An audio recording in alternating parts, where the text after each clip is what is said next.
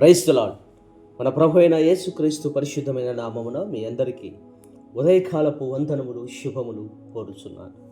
ఈరోజు ధ్యానాంశం, నా తలంపులు మీ తలంపుల వంటివి కావు, మీ త్రోవలు నా త్రోవల వంటివి కావు అని యెహోవా సెలవిచ్చుచున్నాడు. యెషయా గ్రంథము 55వ అధ్యాయము 8వ వచనం. ప్రేమైన దేవుని సంఘమా, ఈ ఉదయకాలములో దేవుని వాక్యాన్ని ధ్యానం చేసుకుందాం. మనిషి ఆలోచనలు చాలా చిన్నవి. మనం చూడగలిగేది కొంచెమే, మనం అర్థం చేసుకునేది కూడా కొంచెమే. కానీ దేవుని జ్ఞానం అనంతమైనది. మొదటిగా, దేవుని తలంపులు మన తలంపుల కంటే గొప్పవి. మన జీవితంలో కొన్ని సందర్భాలలో ఇలా అనిపిస్తుంది, దేవా, ఎందుకు ఇలా జరిగింది? నేను కోరుకున్నది ఎందుకు జరగలేదు? మనిషి తన దృష్టితో మాత్రమే చూస్తాడు, కానీ దేవుడు గతం, వర్తమానం, భవిష్యత్తు అన్నిటినీ ఒకేసారి చూస్తాడు. అందుకే దేవుడు చెబుతున్నాడు, నా తలంపులు మీ తలంపుల వంటివి కావు అని. కొన్ని సందర్భాల్లో మనం కోరుకున్నది దేవుడు ఇవ్వకపోవచ్చు, కానీ తర్వాత చూస్తే దేవుడు ఇచ్చిన మార్గమే మనకు ఉత్తమమైనదని తెలుస్తుంది.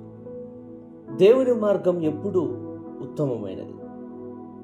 మనకు ఒక మార్గం సరైనదిగా అనిపించవచ్చు, కానీ దేవుడు మనకు ఇంకో మార్గం చూపించవచ్చు.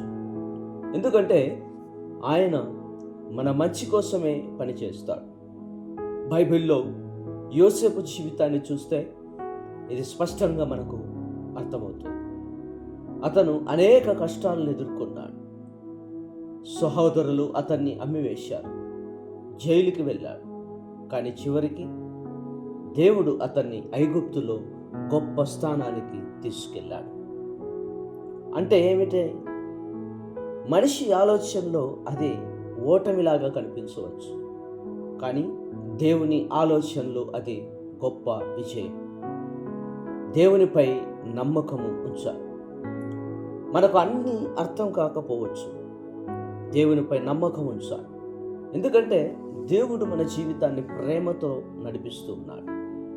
మనం చేయాల్సింది ఏమిటంటే దేవుని వాక్యాన్ని నమ్మాలి, దేవుని మార్గాన్ని అనుసరించాలి, దేవుని సమయాన్ని ఎదురు చూడాలి.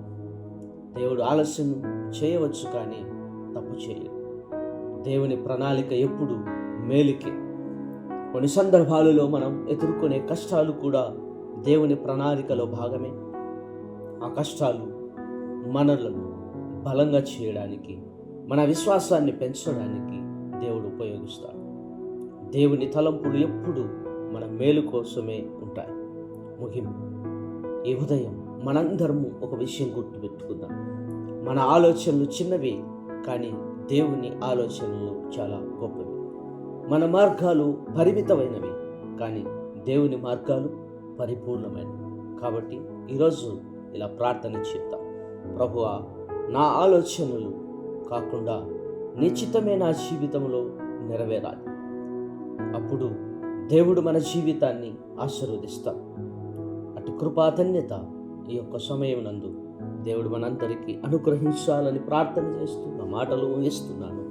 దేవుడు మన తలంపులను కాకుండా దేవుని తలంపులను, దేవుని ఆలోచన, దేవుని మార్గములలో మనం నడుచుకొని దేవుని చిత్తాన్ని గుర్తెరిగి దేవుని ప్రణాళిక ప్రకారం మన జీవితాన్ని నడిపించుటకు దేవుడు మనందరికీ సహాయం చేయాలని ఈ వాక్యం ద్వారా నేను తెలియజేస్తున్నాను.